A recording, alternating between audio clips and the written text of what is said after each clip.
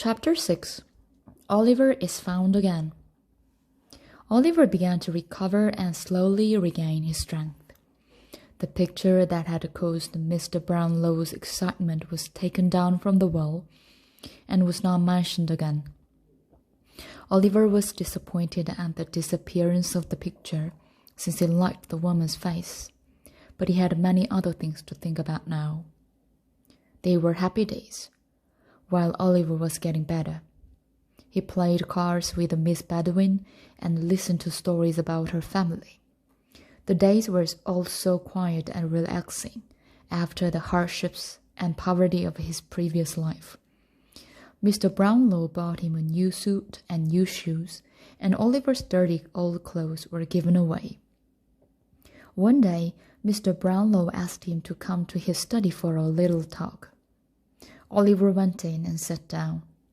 He looked at Mr. Brownlow's serious face in alarm. "Don't tell me you are going to send me away, sir, please," he exclaimed. "Let me stay here. I could help with the housework. Please, sir."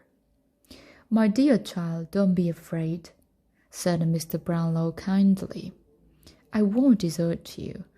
I believe that you were a good boy, not a common thief. You told me you were an orphan.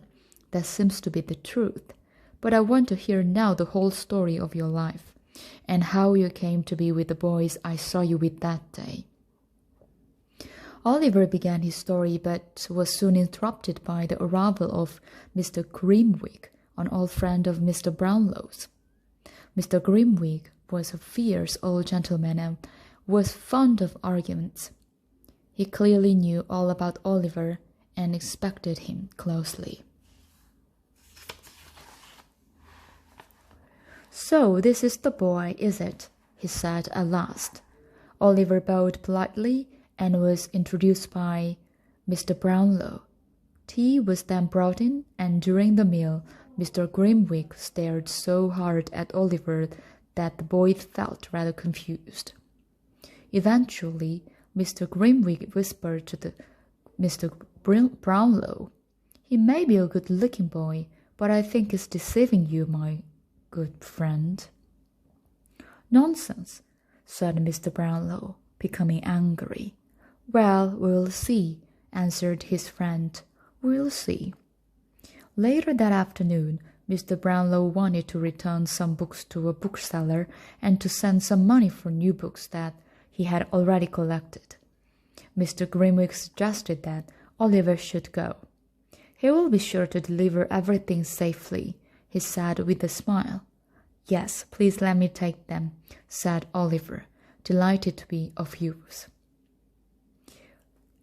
Mr. Brownlow hesitated, but Mr. Grimwig's smile had annoyed him. "Very well," he said. "Here are the books, Oliver, and a £5 note. The bookseller will give you 10 shillings change." "I won't be 10 minutes," replied Oliver eagerly, and he ran out into the street. "So you expect him to come back, do you?" inquired Mr. Grimwig. "Yes, I do," said Mr. Brownlow, smiling confidently. "Don't you?" "No. He has a new suit of clothes, some valuable books, and a £5 note in his pocket. He will join his old friends the thieves and laugh at you. If he comes back, I will eat my hat." The two men sat by the window with a pocket watch between them and waited for Oliver's return. Oliver hurried through the streets to the bookshop, thinking how lucky he was. Suddenly there was a loud scream behind him. "Oh, my dear brother!" Before he could look around, a pair of arms were thrown tightly around his neck. "Don't!" he cried, struggling. "Let go! Why are you stopping me? Who is it?" The young woman holding him started to cry loudly. "I found him! Oh, Oliver, you naughty boy, to make me suffer so much! Come home immediately, you cruel boy!" He burst into tears, and several people stopped to stare at what was happening. "What's the matter?" asked one of the watching women. "He ran away from his parents a month ago," the young woman said. They are hard-working, respectable people, and he left them to join a gang of thieves and bad characters, and almost broke his mother's heart. Go home, you horrible child, said another woman. Yes, go back to your parents, said a third. But I haven't got any, replied Oliver, greatly alarmed. I haven't got a sister either. I'm an orphan. I live at Pentonville. Listen to him. Make him come home, the young woman said to the crowd, or he'll kill his dear mother and father and break my heart. Suddenly, Oliver recognized the woman he had seen in Fagin's house. It's Nancy, he said without thinking. You see? Cried Nancy to the ground. He knows me. Just then a big man ran out of a beer shop, followed by a white dog. What's this, young Oliver? Come home to your poor mother, you young devil. And what books are these? You've stolen them, haven't you? Give them to me. The man, who was Bill Sikes, seized Oliver with one strong hand and hit him on the head with the other. That'll do him good, shouted some of the crowd. It's the only way to treat boys like him. Bill Sikes held onto Oliver's arm. Come on, you young thief. Still weak from illness and terrified by the growling dog, Oliver could not resist. He was taken through the dark, narrow streets at great speed. Sikes and Nancy gave him no chance to escape, and Oliver had no breath to call out for help. All too quickly, he was back in Fagin's house, where his old friends were waiting for him. Delighted to see you looking so well, my dear, Fagin said, bowing politely. Why didn't you write and say you were coming? We'd have got something warm for supper. The Dodger and Charlie Bates roared with laughter, and the Dodger began looking through the books Oliver had with him. Give them back, Oliver cried. Those books belong to the kind old gentleman who took me into his home. Send him back the books and the money. He will think I'll stole them. You're right, laughed Fagin. He will think that. Oliver jumped to his feet and ran wildly from the room, shouting for help. The Dodger and Fagin caught him easily and brought him back. Then the old man picked up a long piece of wood.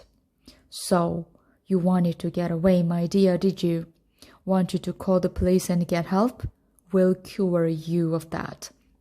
He hit Oliver hard on the shoulders with the stick. He was raising it for a second hit when Nancy rushed forward and, seizing the piece of wood, threw it onto the fire. I won't let you do it, Fagin, she shouted. You've got him again. Isn't that enough? Now leave him alone. Fagin and Sikes looked at each other, shocked by her reaction. You'd better keep quiet, my girl, growled Sikes. No, I won't, cried the girl wildly. Now you've got the boy. You will turn him into a thief and a liar. Isn't that enough without killing him too? She rushed at Fagin and would have hit him if Sikes had not held her arm so tightly that she couldn't move. She struggled wildly for a while, then exhausted, she fainted. Sikes laid her down in the corner, as surprised as Fagin at her anger. She can be really wild when she's angry, Sikes said. Fagin wiped his forehead. That's the trouble with women, he said, but she's a clever girl in her work. Then Charlie Bates and the Dodger took away Oliver's expensive new suit, gave him some old clothes, and locked him up in a dark room. Oliver felt tired and ill, and was soon fast asleep.